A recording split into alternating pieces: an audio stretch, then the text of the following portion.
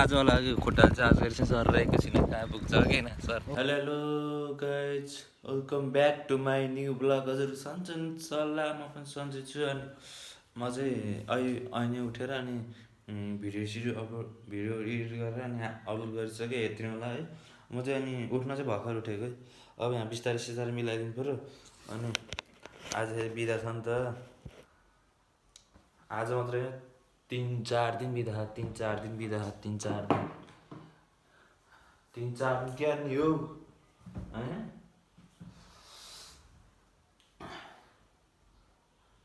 टक्कसँगले बिस्तारै मिलाइदिउँ, बिदाको दिन मिलाइदिउँ है। अरू दिन नभ्याएर नमिलाने, अरू दिन पनि मिलाइन्छ तर धेरै जस्तो मिलाइँदैन।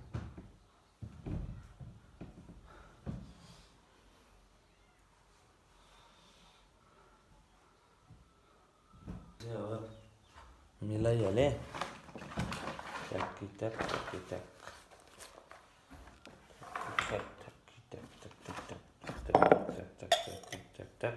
मैले बिस्तारै मिलाइदिइसकेँ। अनि यस्तो भएछ। अनि चिन्नुभयो होला नि, आदरणीय भानुभक्त आचार्यज्यू। अब हामी चाहिँ तल जान पर्ने हुन्छ है। उज्यालो भइसक्यो। अब धेरै सुत्नुहुन्न।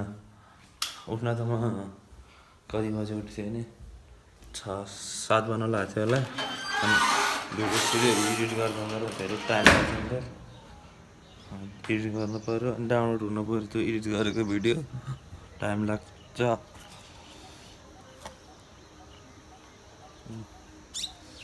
अब तल जानु पऱ्यो। अनि के गर्नु पऱ्यो भने डेरी जानु पऱ्यो। डेरी आफ्नो काम त गर्नु पऱ्यो नि होइन।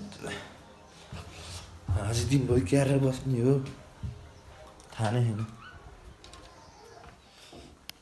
म चाहिँ साथी घरतिर जानु लाग्यो अहिले हिँडेर। स्कुटर मम्मीले लिएर जानुभयो। अनि हिँडेर जानुपर्छ कि हिँडेर साइकल पङ्चर भयो के भयो।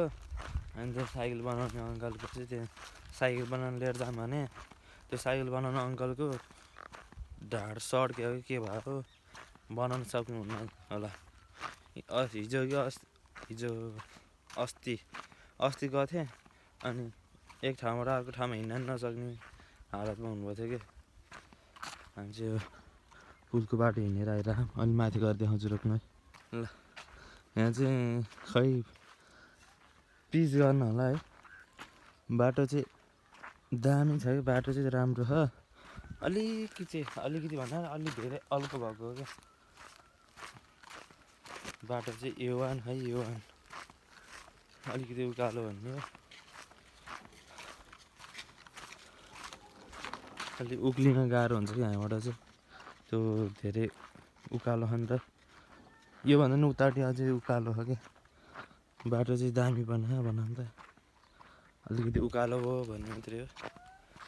हामी चाहिँ त्यहाँबाट सर्टकट लिनुपर्ने हुन्छ। त्यहाँ सानो बाटो छ, खेत खजान्ला भयो।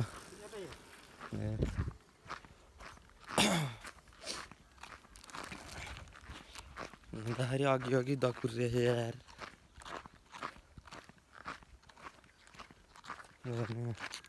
कस्तो बबाल देखिन्छ बाटो।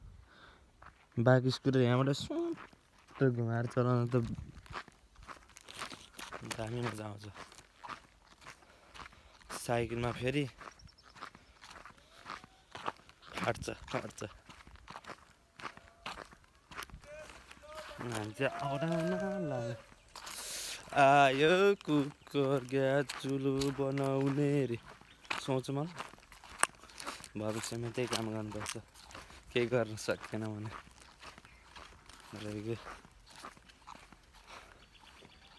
कति राम्रो गाई हो कि गोरु हो यो यार, कति राम्रो सेतो कलर गोरु होला यो त।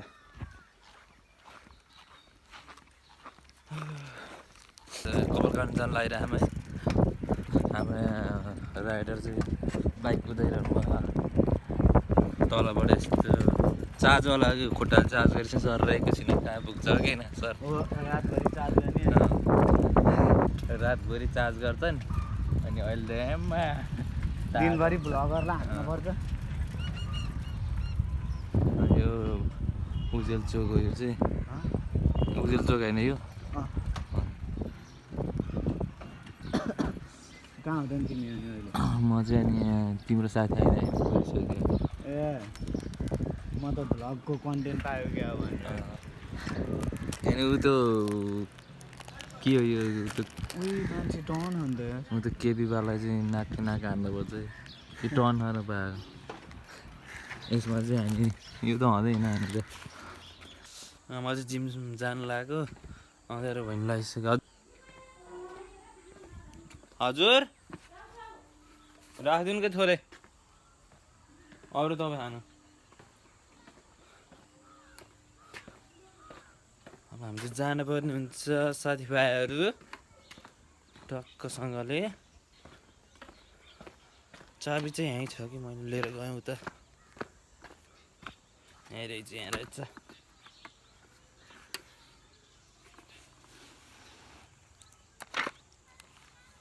ल हामी चाहिँ गयौँ म चाहिँ अन्य लिन जानु लाग्यो अहिले चाहिँ 8 बजिसकेको छ अहिले चाहिँ त्यहाँ सुत्नु भयो कि सुत्नु भएन होला अहिले त्यहाँ सुत्नु हुनु अघि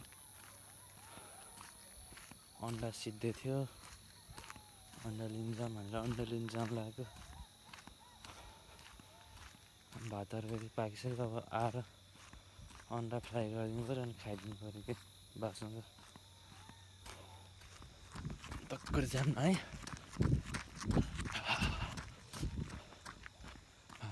सकिन सकिन्न त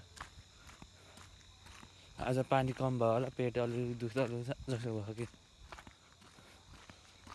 पानी त्यही भएर अलिक धेरै खानुपर्छ दिनमा 2 लिटर खानुपर्छ कम्तीमा नि नभए 3-4 लिटरसम्म खानुपर्छ फेरि मलाई जन्डिस छ क्या अनि गर्मी महिनामा चाहिँ फेरि देखिहाल्छ पानी नखाएपछि त्यसैले अलि पानी धेरै खानुपर्छ गर्नुपर्छ मैले चाहिँ त्यसै कारण मैले नि फेरि अझै म पानी कम खाइदिन्छु अझ कलेजमा त धेरै खान्न कि मेसै मिल्दैन बोतल सतल हुँदैन अनि यसो टिफिन टाइमतिर मिन्टोतिर खाएँ न त खाइँदैन घरमा नि खाइँदैन खासै जिममा चाहिँ मैले खान्छु जिम जाँदा चाहिँ 1 लिटर जति खान्छु त्यो मिनरल वाटरको बोतल हुन्छ नि भोरी पानी हुन्छ त्यो पानी जिम गर्ने बेला म लिएर जान्छु अनि त्यो भोरी पानी गर्दै खाँदै गर्छु 1.5 घन्टाको ग्याप 1.5 घन्टामा सिद्धाउँछु त्यति पानी चाहिँ मैले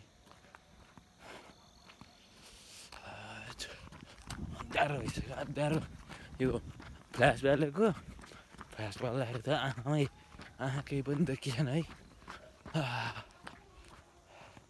अन्त खतरा दुवा उडेछ है म चाहिँ खानासाना खाएर अनि भर्खर आएको अनि अब म चाहिँ